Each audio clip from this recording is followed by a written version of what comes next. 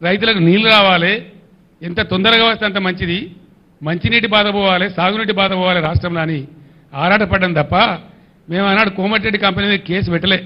మేము పెట్టకపోదుమా అని జైలు లేకపోదుమా మీ లెక్క చిల్లర కథ వాడానంటే? ఆ రోజు ప్రభుత్వం మా చేతిలో లేకుండానా వేయలే, మేము ఆ చిల్లర పని చేయలే మీలాగా. సరే చాలా దరిద్రుడు పోలేని చెప్పి కట్టినాం, ప్రాజెక్టు నింపి నిలబెట్టినాం, నిండా నింపి గంగమ్మలాగా తయారు చేసినాం. ఆ బ్రిడ్జి మీద పోతుంటే రెండు పక్కల చూస్తే భయమయ్యే పరిస్థితి పెట్టినాం. అంత అద్భుతంగా నీళ్లు కనబడేది, సముద్రంలా కనబడేది. దాన్ని మీరు ఇలా ఎడారి చేసినారు, నాశనం చేసినారు మీ తెలివి తక్కువతనం వల్ల, మీ అసమర్థత వల్ల. యాక్చువల్ ఫ్యాక్ట్ ఏంటండి రాహుల్ గారు? Fact is